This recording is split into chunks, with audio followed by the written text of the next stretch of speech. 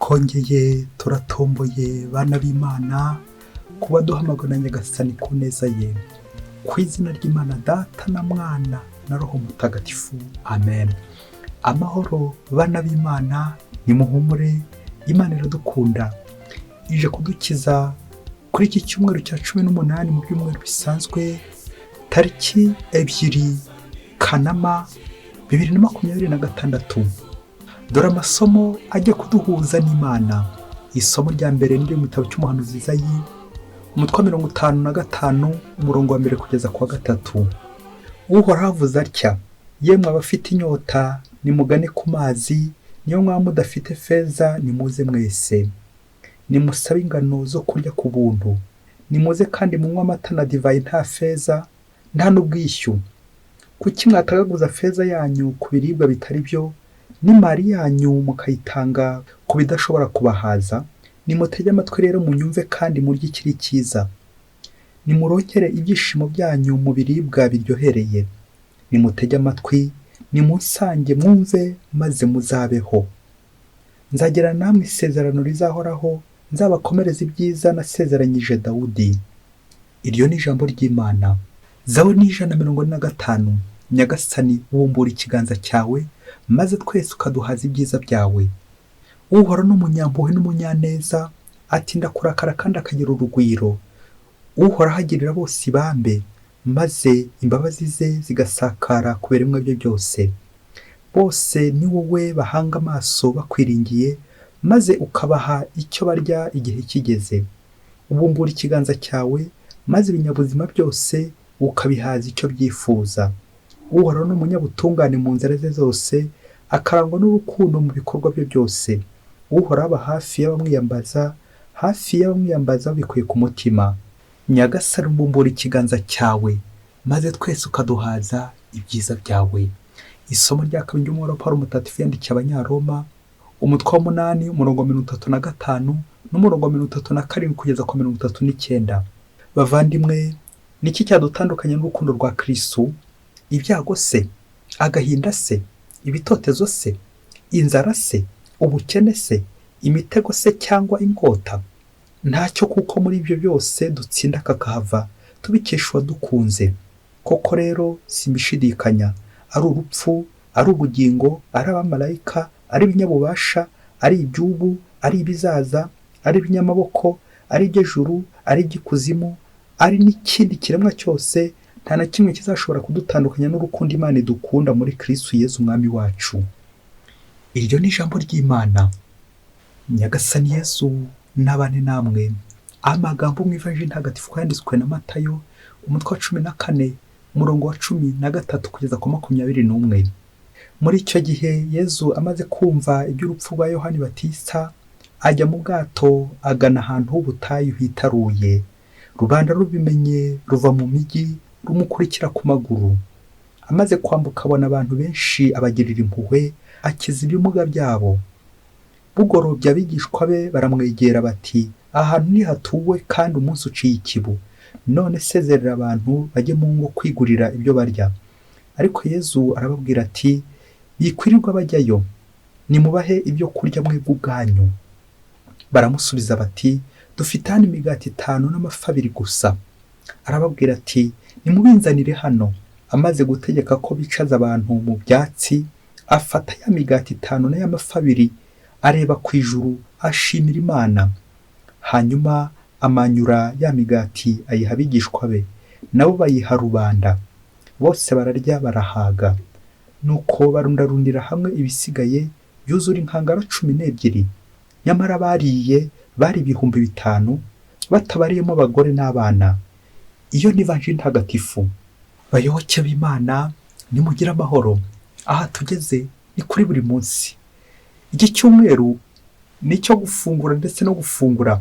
Ngaho rero fungura buri munsi, ufungure buri munsi, kandi ntibagire gufungura abandi buri munsi. Ineza y'Imana buri munsi, ijambo ry'Imana buri munsi, impuhwe z'Imana buri munsi. Kuri iki cyumweru naringiye kuvuga ko ari icyumweru cyo gutondagura bya bihekane ko ari 2 byoroshye mu buzima. Igihekane cyanjyananywa, Imana ijya kudufasha kubitondagura. kugira ngo buri wese uri aha ngaha nawe nurangiza kubitondagura ubitondagure ntubitondagire, bityo wigishe n'abandi kubitondagura. Iyo umuntu yabonye Imana, ikimenyetso ni uko yereka abandi. Iyo umuntu yariye ntabwo ari uko yahaze gusa, ahubwo ikimenyetso ni uko nawe ashobora kugaburira abandi. ngo iyo umuntu wahuye n'Imana, kugabura, umuntu wahuye n'Imana aratanga. Umuntu wahuye n'Imana bigaragazwa nawe n'ibyo akora bihuje n'uko n'Imana nayo yamukoreye. Niba Imana yakugiriye impuhwe, nta kindi kizabigaragaza, ntabwo ari uko byivuga, ntabwo ari uko ugenda ubirata, ahubwo ni uko nawe hari abo uzagirira impuhwe. Nguko gufungura, ugafungura kandi ukibuka gufungura abandi buri munsi. Ngaho rero amasomo ajya gutwegereza Imana, ubwo natwe tugiye ku meza hamwe na Nyagasani. Nta kindi bakorera ku meza usibye gufungura. Warangije gufungura rero, hanyuma fungura, ariko ntuze kwibagirwa gufungura abandi, nk'uko kugaburira abandi igikwiye, kugaburira abandi ijambo ry'Imana. Aya masomo uyatege amatwi, afite ahantu aza kugukura bitewe n'aho wari ugiye kugana. Amasomo yerekeye abashonji, amasomo nanone yerekeye abantu bahaze ariko batibuka gufungurira abandi, arerekeza ku bantu bashonje bashaka kugana Imana, basonze ijambo ry'Imana, bashonje ibiribwa by'umubiri, abakene, abanyabyaha, abantu bose babaye. Nyagasani araje kugira ngo abahoze. Tugiye kuzirikana ingingo 3 uko tugenda tuzitambukaho tuzitondagura, nandiko tugenda tuzivugaho buri kanya. Ingingo ya mbere iraza kuba incamake y'amasomo y'uno munsi, amasomo ari mu ifunguro Imana yaduteguriye. Incamake y'amasomo y'uno munsi, nyuma yo kuzirikana isomo rya mbere twavanye mu gitabo cy'umuhanuzi Izayi, aho batubwira Imana igira impuhwe kugeza n'ubwo igaburira umuryango wayo nta bwishyu, gratuitement sans rien payer. Muze murye umugati, inyama na divayi, nta feza, nta zahabu, nta kiguzi. Ibererekeza ku mpuhwe z'Imana, la gratuité de Dieu, uko Imana iduha, twebwe ntacyo tuyihaye, nta kiguzi, impuhwe z'Imana. Ibi birerekeza uburyo Nyagasani adusaba gufungura imiryango, akaba ari tugirira inyota. Nyagasani ugaburira abashonji, natwe aratwerekeza ku ijambo ry'Imana tugomba guhora dusonzeye. Na Zaburi twazirikanye y'145 iratubwira impuhwe z'Imana, Imana ibumbura ikiganza cyayo maze ikaduhaza ibyiza byayo. Amen. Nyagasani uradukunda, udukorera byose, uduha byose, icyaduha natwe tukajya dutanga. Na Paulo mutagatifu mu isomo rya 2 yandikiye Abanyaroma aratwibutsa tuvana umukiro ku Mana. Ibintu bya hano ku isi bijya bidutesha umurongo bimwe na bimwe, situation duhura nazo, ibibazo, ibitotezo, ibyago, ariko ibi byose nta gishobora kudukura muri Kristo. Urukundo Imana idukunda, ngibi Imana itugaburira, ibiryo Imana itugaburira n'urukundo rwayo. Rero nuhura n'ubukene, ugahura n'inzara, ugahura n'ibyago n'ibitotezo, Pawulo aratwibutsa ko nta na kimwe gishobora kudutandukanya n'urukundo rwa Kristo. Kristo rero aradukunda, atuha urukundo. Nanjye nawe duhamagaye guha abandi urukundo, kugabura icyo twavanye ku Mana. Iryo gabura rero rya buri munsi riraturange. Ni naho ivanjiri umunsi yerekeza kwigabura, kugaburirwa, guhazwa. Yezu Kristo ubona ikivunge, imbaga imuri imbere, akabagirira impuhwe. Nuko abigishwa be bakinja none muri icyo gikorwa cyo kugabura. Yezu ati nimubinzanire amafi 2 n'imigati 5. Dutekereza uburyo byakwiriye abantu bose benshi cyane, iyo bafuze 5,000 batayemo abagore n'abana, sheza ko abantu benshi cyane bagaburirwa na Yezu. Yezu atuburira bakamererwa neza. Nimubinzanire, kuzanira Yezu ibyo bike dufite. Ufite iki mumbereho, nuko tukabishyira Yezu. Iri somo ry'uno munsi rirakomeye cyane, riratwibutsa ko Yezu nta bike biba kwa Yezu. Icy'ingenzi n'umugisha. Iyo hagiyemo umugisha muri ibyo bike twamuzaniye, turakwirwa, turanyurwa, turahaga. Aha niho basoreje ko abagaburiwe na Kristo bagira bate bahaga. Ibi birerekeza ku Ukarisiya. isakramento ryo kunyurwa, guhazwa, guhabwa ukaristiya. Yezu Kristo arifuza kutubwira ko ari we mugati w'ubugingo tugomba guhabwa. Niyo ntego tujya kuzirikanaho mu ngingo ya kabiri ngeno nto gukuhishurira muri aka kanya, ibumbiyemo amasomo y'uno munsi yitwa ngo umugati, kurya, gufungura. Ingingo remezo iraza kwitwa nimurye ikiri cyiza, kuko akenshi uzasanga dusabira ibintu byose tukamera nka yasura isaruza byinshi ariko igasoza bike, tugasabira ibintu byinshi cyane tugomba kurya, ariko tukaza kwibagirwa ko Nyagasani baduhamagarira kurya ikiri cyiza, kuko kuri ino si hari ibiribwa byinshi, hari ibinyobwa byinshi, ariko ni kangahe mpfa kurunda mu nda, mpfa kurunda mu mubiri wanjye. Niyo invitation ya Nyagasani no munsi ubutumire bwe ati nimuze murye ikiri cyiza. Aha niho utumiwe nawe, kuko ibiri hano ku isi byose si byiza. Nyagasani arifuza ko nawe warya ikiri cyiza. Ndifuza kukubwira ubwoko butatu bw'imigati, bicuze kureba uwo ujya ufata n'utajya ufata muri iyi itatu, ari nayo migati nyirizina hino mu amasomo y'uno munsi. Ubwoko butatu bw'imigati: kurya ikiri cyiza, kurya umugati ikiri cyiza. Ubwoko butatu nabuhinira mu buzima bwa buri munsi duhura nabwo. Ibyumba bitatu tunyuramo dushakiramo umugati. Icyumba cya mbere ni urugo, icya kabiri ni ishuri, icya gatatu ni kiliziya. Aho niho tujya gukura ubwoko butatu bw'umugati. Icyo cyumba cya mbere twavuze cy'urugo hakunze kwiganzaho umugati wo mu rugo nyine, pain, boulangerie, wa mugati dukura mu isoko muri boulangerie, wa wundi dukora ibiribwa by'umubiri. Harimo hashobora kuzamo ifiriti, hakazamo ibirayi, hakazamo ibitoki, ibijumba, inyama, divayi, ibinyobwa. Ibi byose bitunga umubiri, le corporel, umubiri, ibiribwa by'umubiri. Ikigaragara hano dukunze guhibanda, dore ko nyine uramutse utariye wapfa. Niyo mpamvu turya kugira ngo tugere tubeho, cyane cyane ku mubiri, ibiribwa bidutungira umubiri. Ibyo byose rero naho mu rugo rero tugenda tubikura, umubiri wacu ukarya ukamererwa neza. Reka tujye ku kiribwa cya kabiri, ano umugati wa kabiri. N'umugati w'ubwenge. Handi mu ishuri nyine, mu ishuri bahakorera iki? Barahigira inyigisho ku ijambo ry'Imana, inyigisho ku buzima bwa buri munsi. Hahandi duhura n'ibibazo bya bindi batumwe isomo rya kabiri, ibitotezo, ibyago. Mbese ubuzima bwa buri munsi buhiniyemo ibyo duhura nabyo. Ishuri, uko tugenda twiga, inyigisho duhabwa, ariko ntukajye wibagirwa iki? Inyigisho z'ijambo ry'Imana, inyigisho zo gusenga, inyigisho zijyanye no kugenda wungura ubwenge, cyane cyane atari ubwumira ahubwo bwa roho. Ese ujya mu ishuri wize iki? Hari icyo wiyungura buri munsi? Ubwenge, nguwo mugati wa buri munsi. Formation, inyigisho, kwiga, kumenya ubwenge. Ibi ni ubuzima bwa buri munsi duhura nabwo, aho ushobora guhura n'ibibazo, bitoteza, ibyago n'ibindi byinshi cyane bigushikamiye cyangwa bigushimisha. Iryo naryo ni ishuri. Uwo ni umugati w'inyigisho, umugati w'ishuri. Reka tujya ku mugati wa gatatu, ahishe tutajya tunibanda. Ushobora kwibanda ku mugati wo mu rugo, ukibanda ku mugati w'ishuri, bwa bwenge, amafaranga, bya bikorwa byiza, bwa bukire, ariko ukaza kwibagirwa kiliziya. Aho niho turongera umugati wa gatatu. Kiliziya naho dukura amasakramento ya Kristo, byamenyetso Kristo akoresha kugira ngo dutagatifuze muri kiliziya ye. Aho niho tubonera umugati. Uyu mugati rero werekeza kuri ukaristiya. Ukaristiya ntabwo twayibona tutagiye mu misa.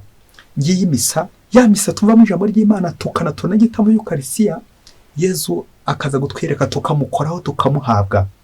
Uyu niwo mugati w'ubugingo. Yezu Evanjiri yashaka kwerekeza abari bamukurikiye kuri ukaristiya ko ariyo mugati w'ubugingo.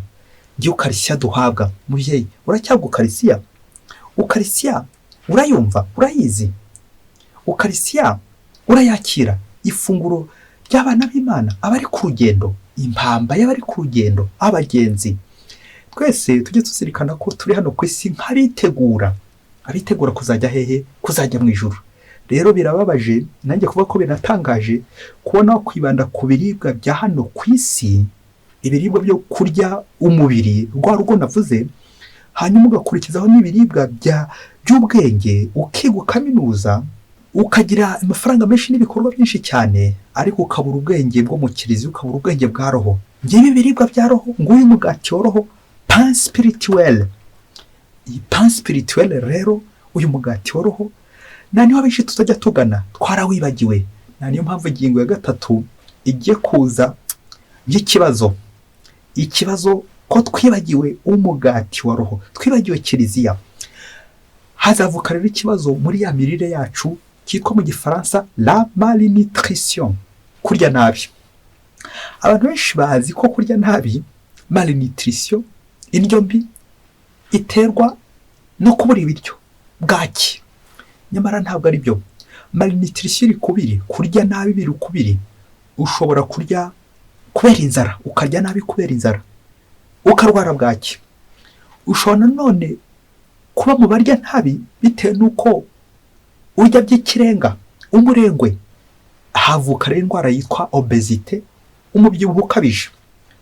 Ngaho rero iyo bita malnutrition, kurya nabi, ishobora kuvuka igihe twanze kwakira bya biribwa byo mu cyumba cya 3 kiriziya. Icyo gihe nawe uzagira malnutrition, cyane cyane kuri roho.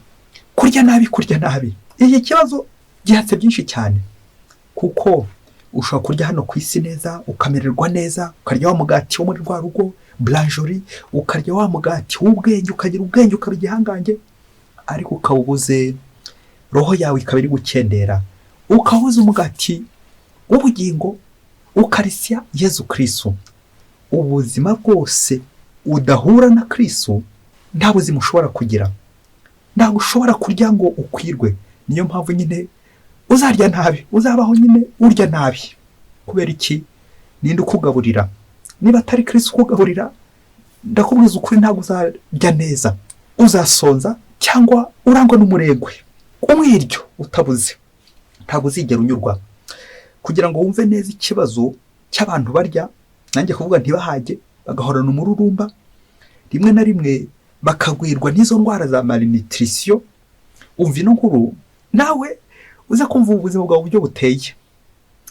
Hagati aho ufata agatambaro ka, kuko hari ushobora kugera ukaza kurira, kuko yagiye kuzamo urupfu rw'umuntu.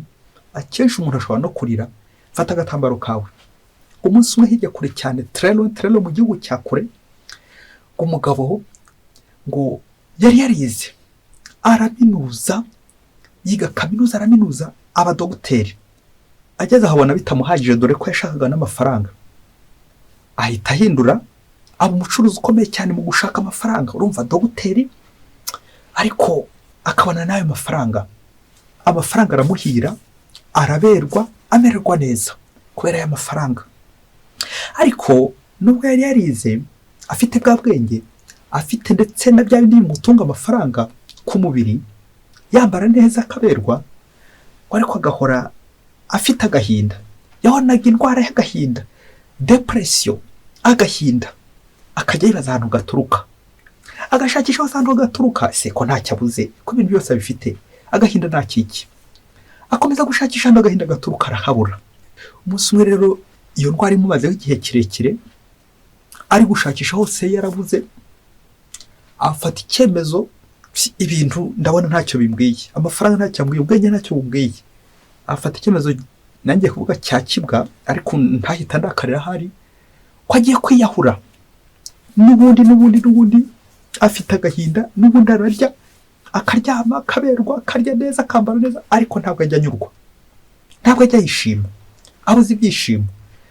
Nuko aragenda mu rukerera ngo agiye kwiyahura. Wageze mu nzira ahura n'umuntu ngo wishimye, yumva uwo muntu aramukuruye, yumva aramushimishije. Mbere yo gukomeza ya nzira, wa muhanda wo kujya kwiyahura, avuga ati ariko reka maze n'umuntu ikibazo kimwe, mbone gukomeza inzira narangiyemo. Aramubaza ati wanyemera ngakubaza? Yego ndabyemera. Ati wambabariye nkagusaba ikintu kimwe? Ati kimwe rwose ndakiguha nta kibazo. Wambaye kuri ibyo byishimo ufite, nanjye nkareba ko namara kabiri. Wa muntu bahuye, wa mugenzi aramwitegereza, maze aramubwira ati wanyemera nanjye nkagusaba ikintu kimwe mbere yuko nguha ibyishimo? Ati ngwino rero mperekeza, umarane nanjye umunsi umwe gusa, ubundi ibyo ushaka nzabiguha. wa mukire wacu ugiye kwiyahura akora deviation, ya nzira yaragiye gukurikira arayireka, maze akurikira wa muntu, wa mugenzi wari umubwiye ati ngwino nkurikire ngurangire uko bizagenda. Nuko aragenda amukurikira iwe. Wa mugenzi aramubwira ati uzajya ureba icyo nkoze maze ugire isomo havanamo, icyo nkoze cyose ugire isomo havanamo, ibindi uzabyimenyere. Nuko ngo bajyana iwe. Ngo bageze iwe, ngo mu rukerera mu gitondo ngo arabyuka. Wa wundi nyine byumvikanira mukangura ati tugende, byuka tugende. Arabyemera, aritegura, baritegura. Nuko agiye kubona urugendo rwa mbere bakoze bagana ahantu, reka mbavuge, bagana mu kiliziya. Uko bakangutse bajya mu kiliziya bwa mbere mu gitondo cya kare. Nuko ngo barasenga, agiye kubona ari misa bagiyemo. Bajya muri misa, wa mugenzi arahazwa nk'uko yarasanzwe bigenza. Barangije misa ihumuje barataha. Bageze mu nzira, wa mukire wacu ugiye kwiyahura, urumva yagiye no mu misa nawe yarari kurebera. Ati mbega byiza we, burya iki nicyo cyagutera ibyishimo wowe? Mbonye isomo ntari narize, ukuntu ubyuka mu gitondo cya kare ukabyukira ku isengesho, ukabyukira mu misa.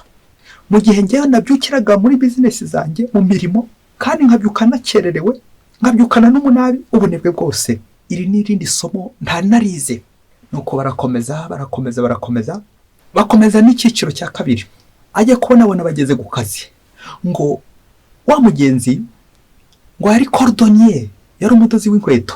Haciye agahe, wa mukire ari kwitegereza, ngo abone ibintu bidasanzwe, ukuntu abantu bazaga bamugana bishimye, bamuzaniye inkweto zo kudoda ndetse n'amafaranga, akabakira neza, nabo bakamwakira neza, akabishimira, nawe akabishimira, bombi bose bakishima.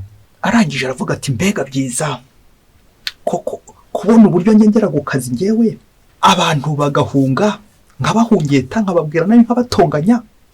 None uyu mudozi w'inkweto uburyo yakira aba bantu ni ikintu kizima cyane kinshimishije.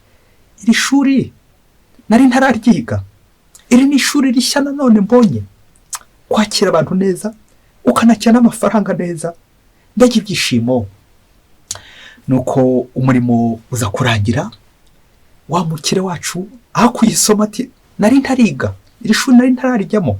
Barakomeza, imirimo irangiye basubira mu rugo. Bageze mu rugo, wa mukire aratungurwa, abona uburyo abana abaturanyi bazaga kwakira wa mukorodoniye, wa mudozi w'inkweto, bamwishimiye, bari kumwicundaho, buri wese abana bafata agakapu yarazanye, bashaka mwihaho, bishimye neza. Wa mukire abibonye ati yo mbega we, ngendajyaga ntaha mu rugo abana bagahungabana, abambonye bose bagahungetwa, abambonye bakampunga, ngataha mvuga nabi, ntihagire unyegera, bose bakampunga. None wowe koko bose bari kuza bakwicunda, bakwishimiye, mbega byiza. Iri shuri nari ntararyiga, nsanze ntariga. Nuko n'undi munsi bigenda bityo.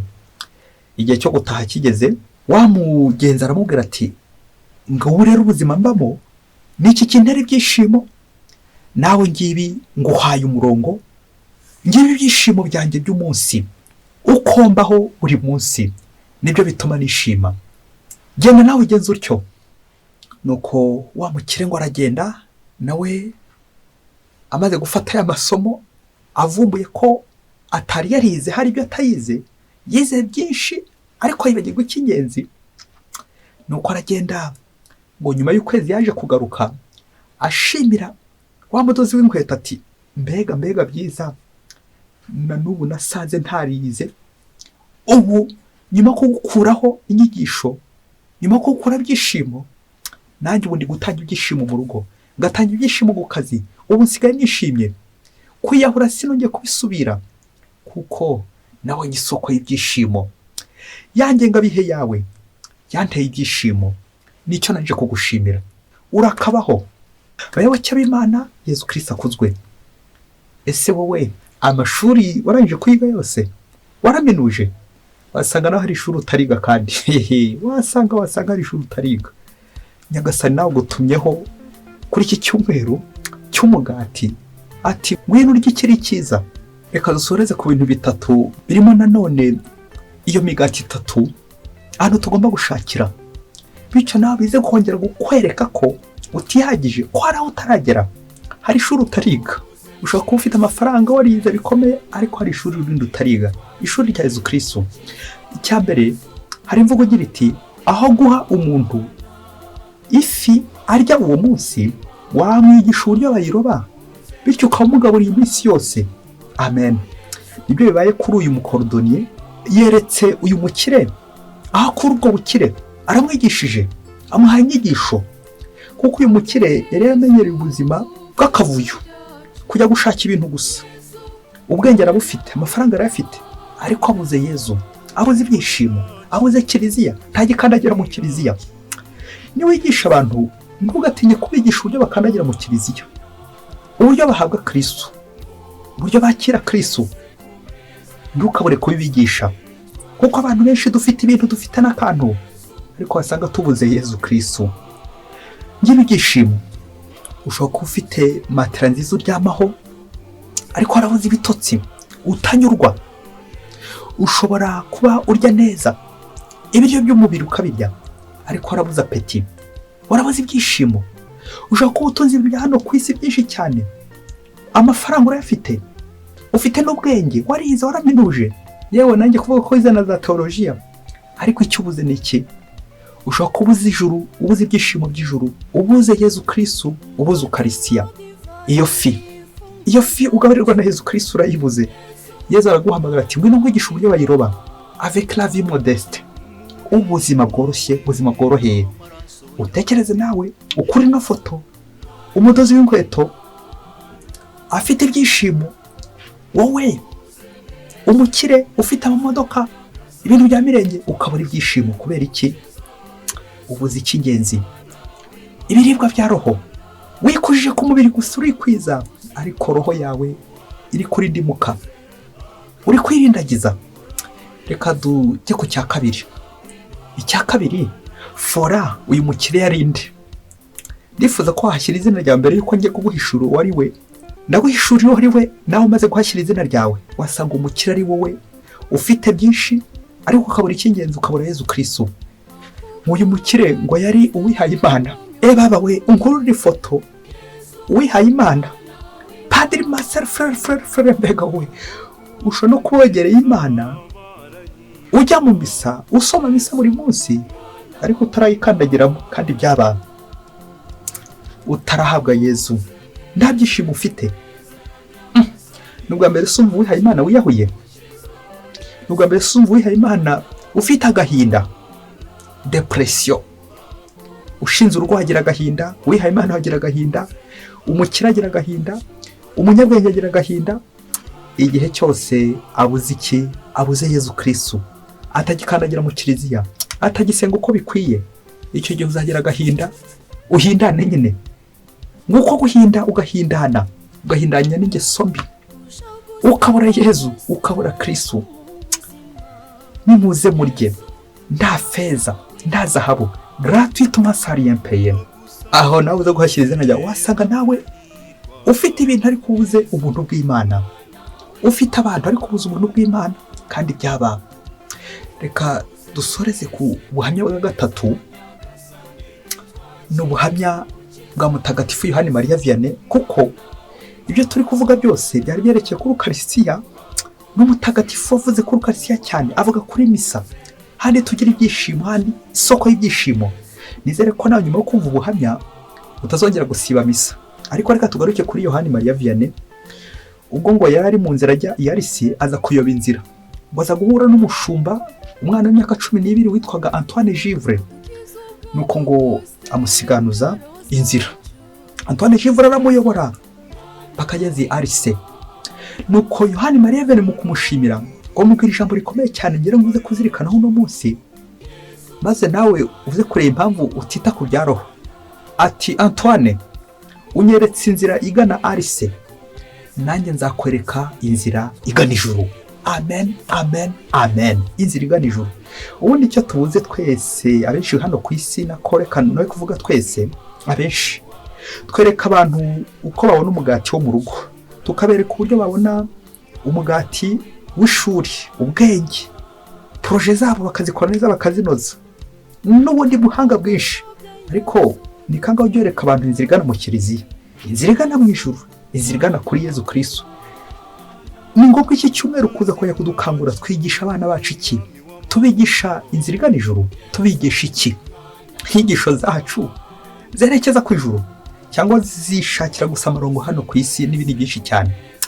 Reka dusoze n'imvugo nanone mutagatifu Yohani Mariya Vianney yerekeza kuri Ukarisiya, ibyishimo by'uko wahawe Kristo. Ati niba kubaza impamvu noneho uvuye mu misa ukaba wishimye ukagenda witonze wibombaritse, ngo habaye iki? Uzasubiza uti timuzi byabaye, ndwaye ijuru, ndwaye Kristo, ndwaye Imana. Uhawe Yezu Kristo muri Ukarisiya ntacyo ababuze, abafite byose. Mwese mugire icyumweru cyiza, Imana ibahe umugisha, Imana Data na Mwana na Roho Mutagatifu, amen. Padiri Masumbuko Ladislas wa Diyosezi ya Cyangugu.